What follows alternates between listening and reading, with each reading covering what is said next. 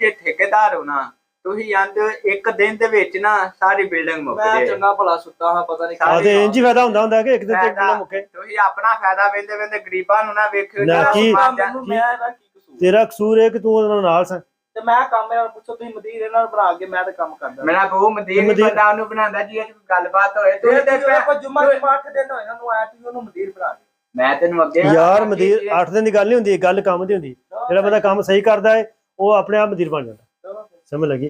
ਤੇ ਆਈ ਸਾਹਿਬ ਕਾ double X ਤੇ ਬਣ ਕੇ ਆਏ ਆ, ਤੁਸੀਂ ਸਵੇਰੇ ਜਾ ਕੇ ਬੇਸ਼ੱਕ ਵੇਖ ਲਿਓ। ਜਿਸੇ ਉਹ ਕਿੰਨੇ 32 ਮੂਦ ਨਹੀਂ ਬਾਦ ਡਬਲ ਐਸ ਬਣ ਕੇ 55 ਮੂਦ ਬਣਦੇ ਨੇ। ਮੈਂ ਜਾ ਕੇ ਸੱਤਾਂ ਬੰਦਿਆਂ ਚ 55 ਹੀ ਵੱਜਦੇ ਨੇ ਤੁਹਾਨੂੰ। ਉਹ ਜਾਂਦੇ ਆ ਸਾਰ ਸਵੇਰੇ ਜਾਂ ਹਾਜੀ ਜੀ ਪਰਾਂਠੇ ਲੈ ਕੇ ਆਏ ਪਰਾਂਠੇ, ਇੱਕ ਕਹਿੰਦਾ ਫਿਰ ਆਲੂ ਵਾਲੇ, ਇੱਕ ਕਹਿੰਦਾ ਮੂਲੀ ਵਾਲੇ। ਕਮਾਲ ਦੀ ਗੱਲ ਯਾਰ। ਲੈ ਕੇ ਨੇ ਜੇ ਹੁਣੇ ਇੱਕ ਕਹਿੰਦਾ ਵੀ ਮੇਰੇ ਵਾਸਤੇ ਦੁੱਧ ਪੱਤੀ, ਮੇਰੇ ਵਾਸਤੇ ਸਾਦਾ ਚਾਹ, ਮੇਰੇ ਵਾਸਤੇ ਜਿਹੜੀ ਪੈਪਸੀ। ਕਮਾਲ ਤੋਂ ਨਖਰੇ ਨਹੀਂ ਮੁੱਕਦੇ।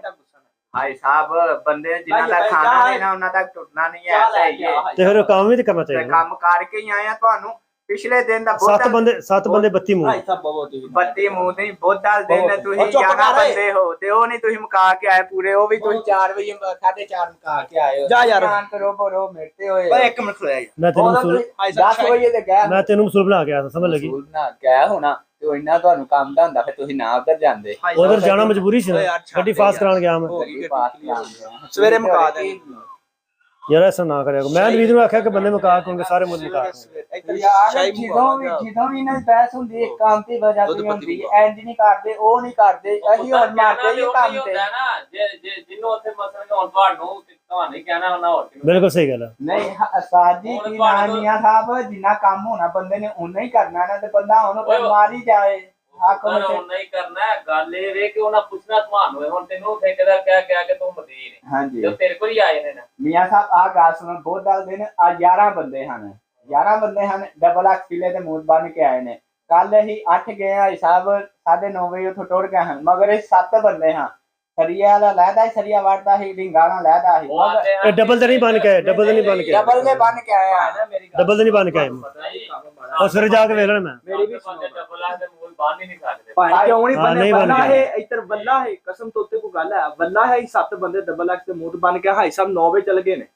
ਸਮਝ ਮੈਂ ਤੁਰ ਗਿਆ, ਲੇਕਿਨ ਉਹ ਸਵੇਰੇ ਜਾ ਕੇ ਮੈਂ ਵੇਖ ਲੈਣਾ ਨੇ। ਜੇ ਅਗਰ ਉੱਥੇ ਨਾ ਬੰਨੇ ਹੋਣਗੇ ਹਾਈ ਸਾਹਿਬ ਤੋਂ ਸਾਡੀ ਦਿਹਾੜੀ ਅਗਲੇ ਫਿੱਲੇ ਦਾ ਵੀ ਇੱਕ ਮੂੰਹ ਬੰਨ ਕੇ ਰੱਖ ਕੇ ਆਇਆ। ਅਗਲੇ ਫਿੱਲੇ ਦਾ ਵੀ ਇੱਕ ਯਾਰ ਅਗਰ ਤੁਸੀਂ ਅਗਲੇ ਵੇਲੇ ਦਾ ਇੱਕ ਮੂੰਹ ਬਣ ਕੇ ਆਏ ਹੋ, ਸਮਝ ਲੱਗੀ? ਜੋ ਜੁਰਮਾਨਾ ਆਖੋਗੇ ਮੈਂ ਭਰਾਂਗਾ। ਚਲੋ ਸਹੀ। ਸਵੇਰੇ ਤੁਸੀਂ ਉੱਥੇ ਜਾ ਐਡੇ ਬਹਾਦਰ ਹੈ, ਡਬਲ ਐਕਸ ਦੇ ਮੂੰਹ ਬਣ ਕੇ ਤੇ ਆ ਕੇ ਮੈਨੂੰ ਆ ਕੇ ਦੱਸਣ ਦੇ ਗੱਲ ਸੁਣਾਉਣ ਦੇ। ਭਾਈ ਸਾਹਿਬ ਮੈਂ 56 ਮੂੰਹ ਬਣਦੇ, 56 ਮੂੰਹ। ਹਾਂ 56 ਮੂੰਹ ਤੇ 56 ਬਣ ਕੇ ਹਾਂ ਨਹੀਂ ਬਣ ਸਕਦਾ ਤੁਸੀਂ 56 ਮੂੰਹ। ਤੁਸੀਂ ਇਸੇ ਗੱਲ ਤੇ ਲਾ ਹੁਣੇ ਨਹੀਂ, ਇਹਨਾਂ ਨੂੰ ਪਤਾ ਹੀ ਨਹੀਂ ਕਿ ਡਬਲ ਕਿੱਥੇ ਮੁੱਕਣ ਡਿਆ। ਯਾਰ ਆਹ ਗੱਤਵਾ ਮਾਰ ਲੈਣਾ, ਇੱਕ ਰਾਹ ਗੱਤਵਾ ਮਾਰ ਲੈਣਾ। ਅਸੀਂ ਸਵੇਰੇ ਮੁਕਾ ਕੇ ਆਵਾਂਗੇ। ਤੁਸੀਂ ਸਾਨੂੰ ਨਾਲ ਭਾਈ ਸਾਹਿਬ ਸਾਡੇ ਉਦਾਂ ਨਹੀਂ ਹੋਣੀ ਹੈ ਜਿਵੇਂ ਉਹਦੇ ਮਨਵਰ ਹੋਈ ਸੀ।